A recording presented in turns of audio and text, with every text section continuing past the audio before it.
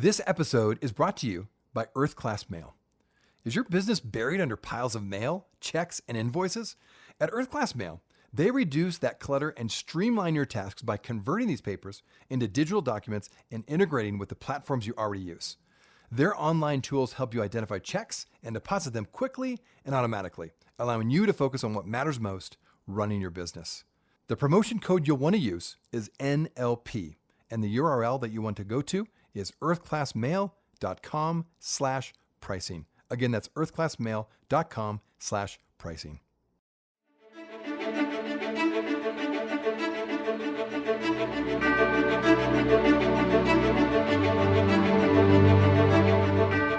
Hey, this is Rob Harder with Making Your World Better, a nonprofit leadership show where real stories from real people who are coming up with real solutions to solve society's biggest challenges.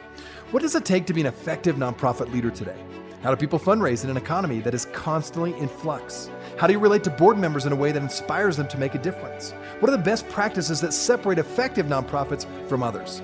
It is my hope that through these episodes, people can learn not only what it takes to be an effective nonprofit organization, but to hear real stories from real leaders who are successfully making a positive impact in their communities. We hope you enjoy this series as together we hear how they're making their world better.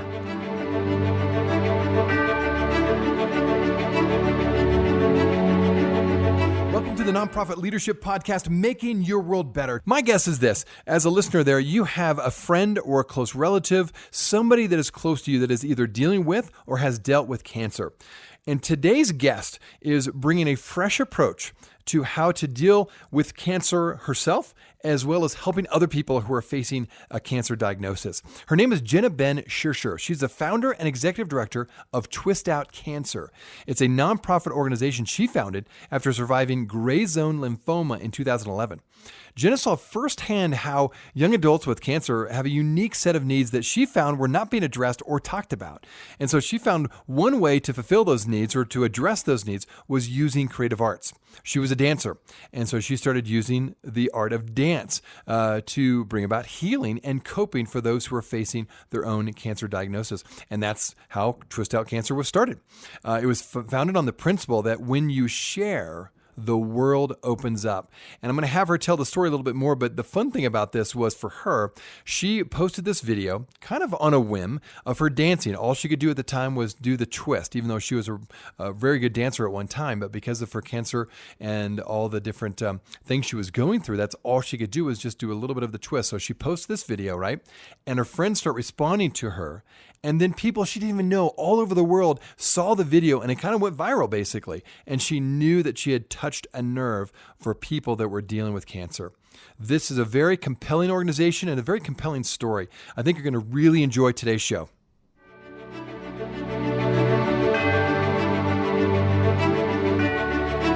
All right, so we have on the show Jenna Benn Shersher. She's the founder and executive director of Twist Out Cancer. She's calling in from Philadelphia. Jenna, thanks for being on the show. Thanks for having me. Absolutely. You know, I'm really, as I mentioned to you before, this is really one of those organizations that really touches people deeply, and it's a very powerful thing that you're doing. I've seen your videos, and just watching them and being a brand new person to your organization, I thought, wow, you really are touching people in a deep way that are dealing and struggling with cancer. And so why don't you just jump into the origin of Twist Out Cancer? I know it has to do with your own personal story a bit. Maybe you can talk about that. I think my listeners would really enjoy hearing your story. Sure. So at the age of 29, I was diagnosed with a rare type of cancer called gray zone lymphoma, which at the time there were about 200 cases worldwide.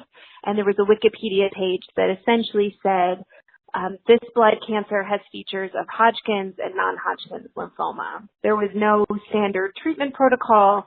There weren't many others that could say you're going to be okay. It was a pretty daunting experience as a young adult who was in the prime of my life, trying to sort out next steps and goals and dreams that I had living in Chicago. And when I received this diagnosis of cancer and then a rare cancer, it was hard to take. And I found that even with family and friends around, and even with extraordinary care, which I received from Northwestern Hospital in Chicago, I still felt incredibly isolated. And I was really determined to try and figure out a way to build community and to build the community that I needed at the time while I was going through treatment and be able to provide that for others. So the concept Twist Out Cancer, the name, really comes from something that happened very organically during my journey. I was blogging pretty early on as a way to just relay information that was really hard to communicate to family and friends. And I just started blogging. I didn't know anything about how to do that at the time, but learned kind of on the fly. And I opened up what was a private blog into a public blog because I had inadvertently left out a number of people that wanted to know what was going on with me. And as I started blogging, I started watching the statistics go up, and I couldn't understand why anyone was really reading, in places, in countries that I had no connection to. Like, I started to see that I had subscribers in India and Afghanistan and in really like all parts of the world. All of a sudden I had people that were tuning in and reading and reaching out. And so it was really, in my third round of treatment, I decided to put out a challenge asking for people to join me on the dance floor and do the twist. As a former dancer, someone that loves to move, the twist was really the only dance move that at the time I could actually physically do. I was pretty immunosuppressed and had been on some really heavy duty drugs and chemotherapy. And so, it was a desperate call to action. It was something that I felt would lift my spirits. And so I put out this video on YouTube, and it was really simple. It was just me dancing, and I said who's joining me on the dance floor. And within a couple of days, we had a couple thousand people that were twisting out cancer. And so this is crazy. Okay, I got to stop you here. This is yeah. fun. So you basically put this video together, and kind of spontaneously, organically, people start responding and then posting their own videos of them dancing, sending it back to you. Talk about that.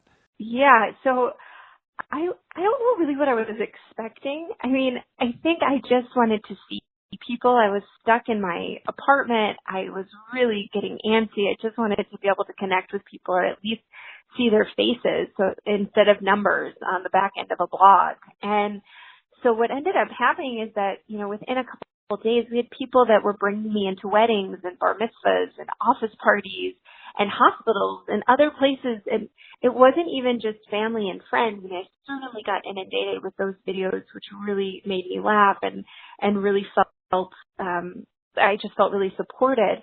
But what I was really taken aback with was the strangers that started reaching out and posting.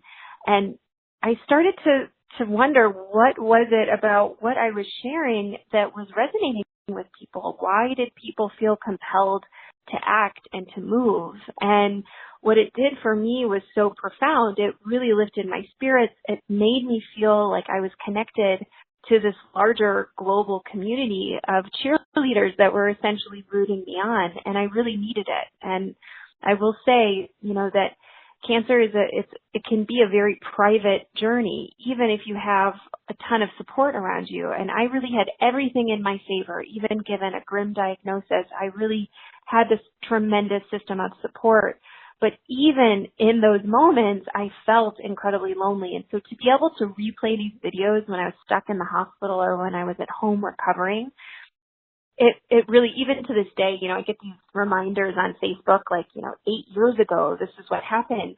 And I can see these videos, and it still, sometimes brings tears of joy to my eyes, and I can't stop smiling because it just shows you the power of what happens when you put yourself out there and when you make yourself vulnerable and when you ask for help. And I think that we often think that people aren't willing to step up, and the fact that strangers were willing to do this for me and that family and friends were willing to do this, I think says a lot about humanity and what we're able to do and create.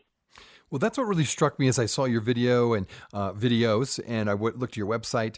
You've really sought to provide a creative approach for people that are dealing with cancer. I think you mentioned how you came across the fact that people that are dealing with cancer have a unique set of needs that were just not being addressed or talked about. And so you use the creative arts, the power of community to help bring healing to those who are struggling. So talk about your approach a bit more, and why is it so unique?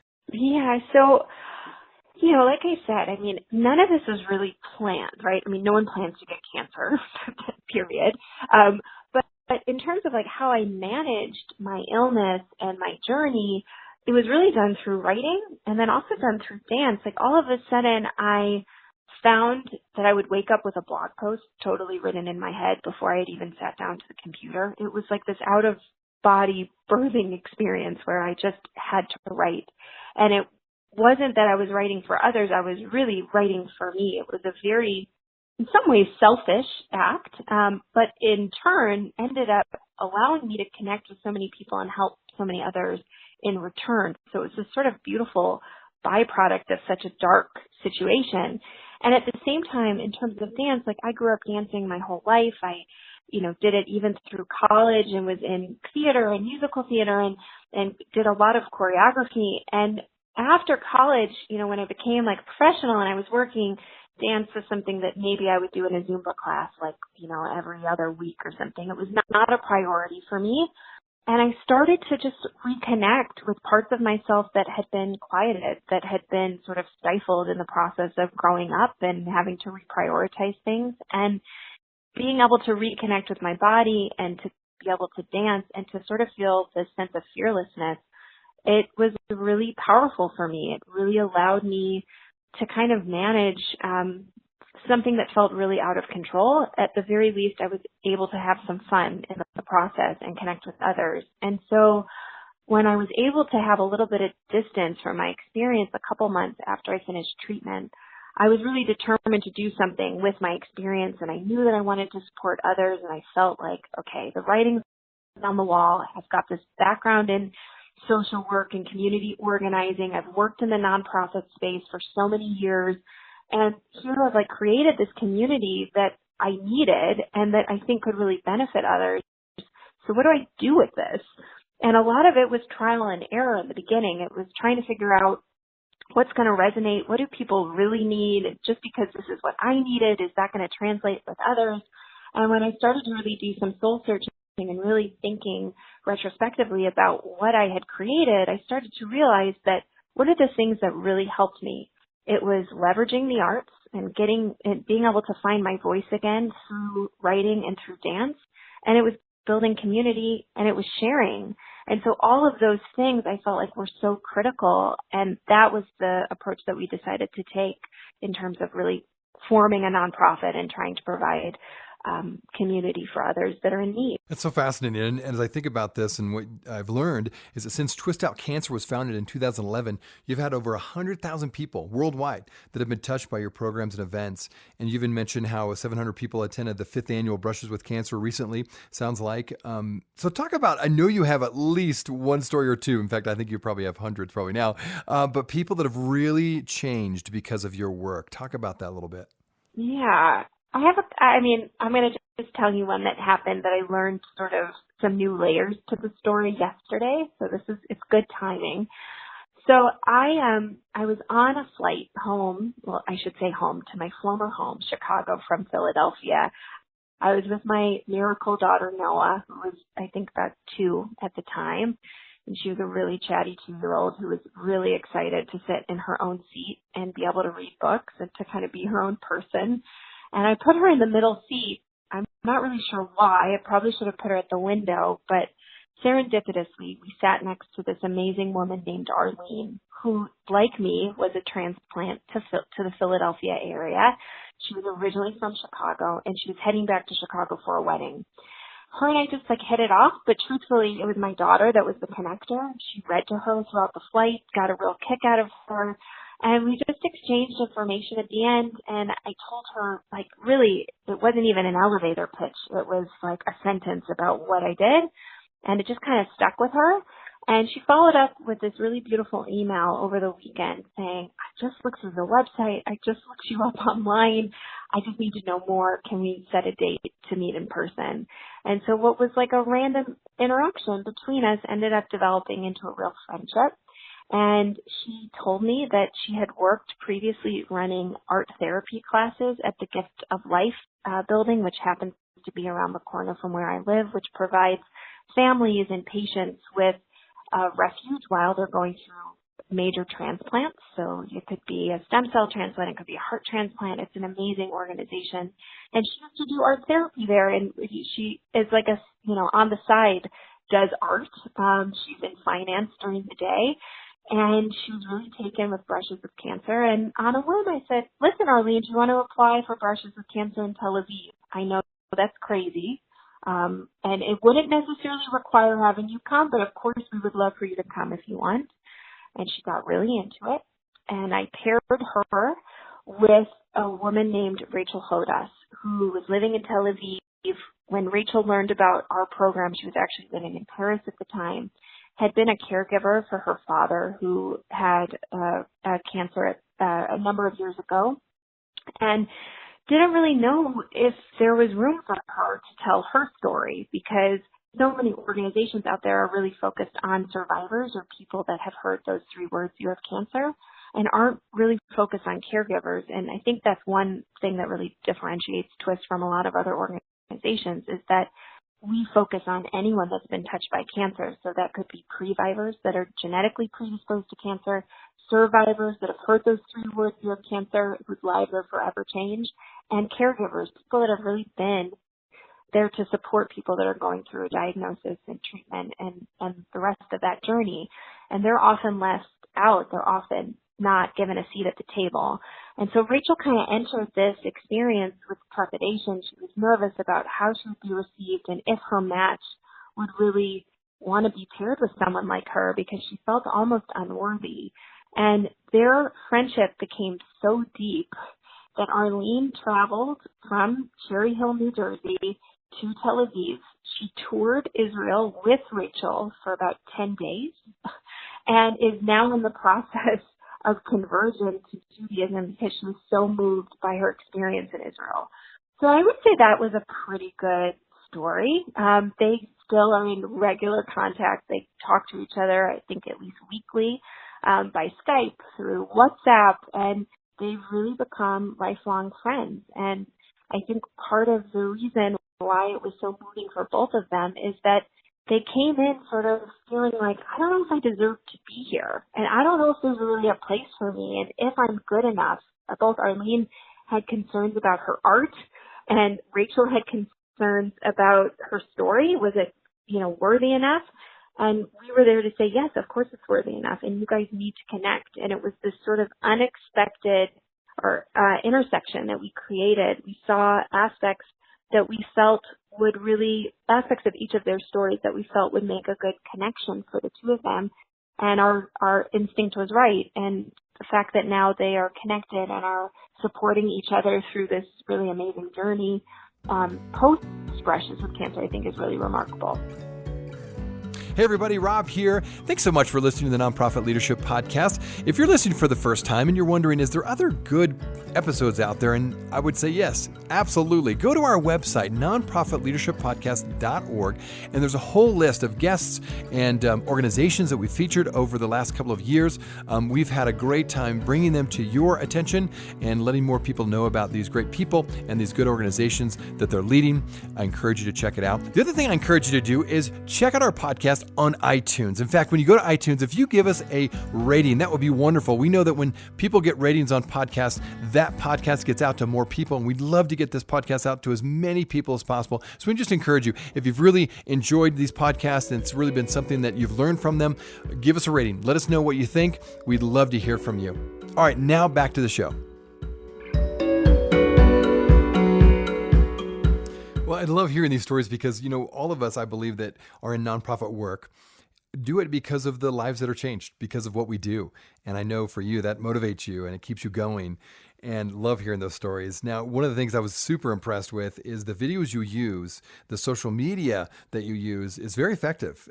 Talk about that a little bit. That's something we've talked a lot about on this show, people that are really trying to improve the way they tell their stories through social media. What's your philosophy regarding social media, and how do you help use that to help tell your story and the stories of so many people impacted through your organization? Yeah, so social media is an incredible opportunity to just spread your message. And I think, when I was doing this, again, this was 7 years ago. So I first uploaded my video on YouTube and then put it on Facebook. There wasn't Instagram. There weren't all these other platforms that you could really be sharing on. It was really, Facebook was the go-to. So it helped simplify things for me in a way. Like I didn't have to learn all these other platforms in order to do it. And it really, like, I think because it was just in two places, people didn't have to look far to find it. It was also at a time when, the algorithm was such that you really could build followers on Facebook without paid advertising. This was, again, a while ago. So we were able to build this community really just through content, right? So it didn't, all I wanted to do was to make sure that people knew about what we were doing. Now, fast forward, 7 years from when I was diagnosed, it really takes strategy. And I know what I know, and I also know what I don't know. And I think what we've just tried to do is, there's no better way of explaining the impact of what you do than by focusing on individuals that can tell that story for you. So part of what I was really determined to do when I started to form Twist in the beginning was I was really sick of my own story. I mean, even now, I tell my story a couple times a year. It's not something that I do really frequently. I really would much rather highlight the stories of people that have been impacted by our work.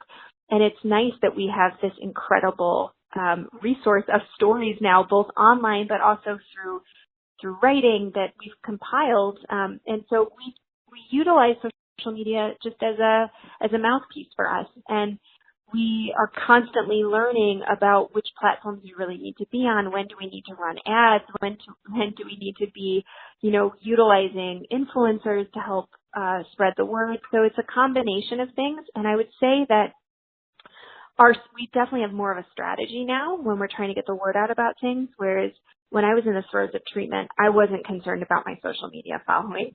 I was just concerned about getting through the next round of treatment. And I think that in a way, it's a good reminder. Like sometimes we get so focused on metrics and on time of day and when are you supposed to be posting, but there's something to be said when you're just putting up a story that's really vulnerable and raw, that those sometimes are like the best ways to communicate what it is that you're doing and what it is that you need. And sometimes when we focus too much on being super polished and having things look super professional, those aren't always the things that get the most traction. Sometimes it's someone that's alone in their room that can just say, this program changed my life and here's why. Do you think that's true, that the real, raw, honest postings at times can really resonate with people, particularly with what you're dealing with and an organization that you lead? Talk about how you measure the impact of social media for you. Like, how have you found this to be a measurable impact when you post a video or you post something on Facebook and or Instagram? How do you measure those results? Well, I mean, we've gotten ourselves very familiar with the insights. So we're able to look who's actually opening it, who's clicking on the links, where are they located, like how are people learning about us? And we've gotten good also at advertising. So when we're trying to promote, let's say, a program, like we have open applications, for example, for our Chicago program, well, we need to think about who are we actually targeting and who do we want to see the actual post. So there is some planning and there's also some financial allocation that has to happen too if we really want people to be viewing it. Word of mouth obviously is key. But we started Brushes with Cancer, that program, that was solely done on Facebook. We didn't spend any money on marketing materials as far as print or anything that we were sending out in the mail. Everything was done online. So I think, like I said, making sure that at least one of these platforms you've become an expert in. And there's plenty of resources out there, whether it's through Facebook or through Instagram. You can even just Google, how do you create community? How do you there's go-tos for advertising, and these things are also always changing. So just making sure that, if you researched this a month ago, it may be out of date. So keeping up with it. So I'll often just, do a quick search to find out sort of the latest tools and bells and whistles that Facebook is rolling out, for nonprofits. Like they even, in the last year allow people to raise money now on Facebook where you can raise money for your birthday. Well, that's an amazing way of getting the word out, and it's not really cost prohibitive for nonprofits to get involved with that, whereas there's plenty of other platforms out there if you're wanting to do fundraising that it's going to cost, there's going to be startup fees and things like that. So just staying up to date and trying to stay as relevant as possible is important. No, very helpful. And it was interesting you mentioned Instagram being right now because of the nature of Facebook, and it has gone more towards advertising. You found that Instagram, if you're trying to build a community, has been more effective for you. That's very interesting for my listeners to hear that too. So very, very fascinating. If someone is listening to this podcast and they're facing their own cancer diagnosis, what would you recommend them to do, and how could they get in touch with you if they wanted to? Well, so first of all, they can get in touch with me by just going to jenna@twistoutcancer.org. That's my email. I'm readily available and happy to talk them through whatever it is that they need. I think that we often have a tendency to want to go to the internet and start doing our own research and start compiling as much information as possible. And I think that the biggest piece of advice that I could say is that you're going to need to create a to-do list, and that to-do list cannot all happen in a day, and you need to be okay with that. That list is going to be long, and you are facing a mountain or facing a marathon, however, whatever imagery works for you. And it's not all going to get done right at once, and there's going to be different setbacks and periods where you're going to not know which way to turn. And I think making sure that you have a support system in place is the most critical piece of getting through any type of crisis. So that might mean reaching out to your parents, to your best friend, to your partner, whoever it is, being able to confide in that person and let them know what's going on, and do what you can not to turn completely inward, because I think that's the common tendency is when we hear bad news or we hear hard news, the easiest thing for us to do is to retreat. And sometimes, and I would say really the best thing that we can do is to fight against that. And it doesn't mean you have to be as public as I was with my cancer diagnosis, but what it does mean is that it may mean confiding in someone that you trust that's going to be able to be there for you just to listen. And then my other piece of advice is that once you've started to navigate the system and you have, next steps in place, whether it's treatment or, you've got your care team in place, once you've started to develop a routine of what's going to happen, then looking out and seeking out a community of people that understand exactly where you are is also really key. So what I found during my experience was that all of my friends and families wanted to be there for me, but no one really understood what it was like to face their own mortality, because my friends and family were healthy and hadn't gone through something as profound as that, where being able to connect with other young adults, in my case, that had gone through an experience like mine, didn't have to be the exact same experience, but something similar, I was able to really feel like I was able to let my guard down, and that it wasn't such a bad thing to be able to go out to dinner and be able to, talk about really heavy stuff. You start to feel like you're a bit of a downer when you're talking about life and death all the time.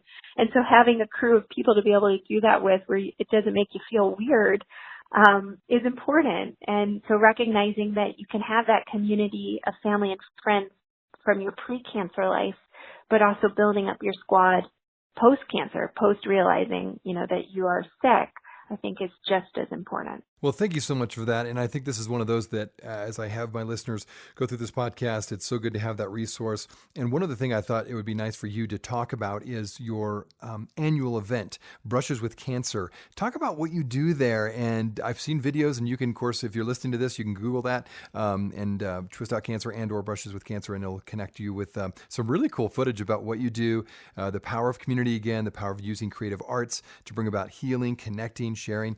Talk about the event a little bit, and what have you found to be most effective with that event? Yeah, so what started as just like a solo event in Chicago almost 6 years ago has now grown into an international program that has happened 6 times in Chicago, twice in Toronto, next week in Montreal, last month in Tel Aviv, and next year in Philadelphia. So it's this program that really has taken on a life of its own and really embodies the values of Twist Out Cancer, which is share, connect, heal.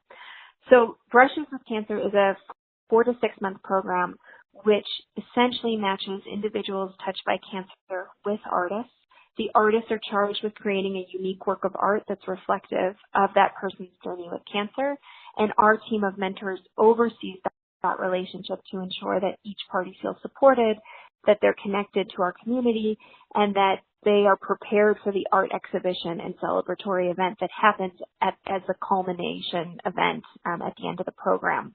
So, for example, in Chicago last year we had 750 people. We had 54 unique works of art. So we had like 108 people that were involved as participants, both inspirations and artists. And the exhibition is this incredible opportunity for people to see their story told through someone else's eyes. It allows them, the best example that I can give is when we look at ourselves in the mirror, we see our own reflection staring back at us. But when someone else sees us, they see something completely different. And being able to step outside of that viewpoint and see it through someone else's eyes can be incredibly helpful and therapeutic. And so what we do is we have this big exhibition, and all of the pieces are auctioned off intentionally so that we can raise money to be able to sustain the program and provide that matching experience and that programmatic experience for others in the future. So in a way, by going through a hard experience, you're then telling it to a stranger who is then using their skills and talents to provide support for that person, and that artwork then in turn supports another match, another connection made. Well, my guest again has been Jenna Benn Shersher. She's the founder and executive director of Twist Out Cancer, a nonprofit organization she founded after surviving gray zone lymphoma in 2011. Jenna, thank you again for being on the show and sharing your story. It's very powerful. Remind us again one more time how people can find out more about Twist Out Cancer and maybe connect either with you and or your organization on social media. Sure. It's twistoutcancer.org. And if you Google Brushes with Cancer, you'll find a number of different programs in different cities, and you can apply definitely to the upcoming Chicago program. Applications are due at the end of May. Well, this has been very wonderful. Thanks again for your time today. Thank you so much. I wanted to let you know that we are on iTunes. If you are wondering how to find out where we are, check us out on iTunes by typing Nonprofit Leadership Podcast or Rob Harder, and this podcast should show up. We also encourage you, when you go on iTunes, let us know what you think. Give us a review, give us a rating. We would love to hear what you think of this podcast, and your feedback will help us expand this podcast to get it out to as many people as we can. You can also go online to listen to this podcast, either nonprofitleadershippodcast.org or my website, robharder.com. Thanks again for listening, and until next time, keep making your world better.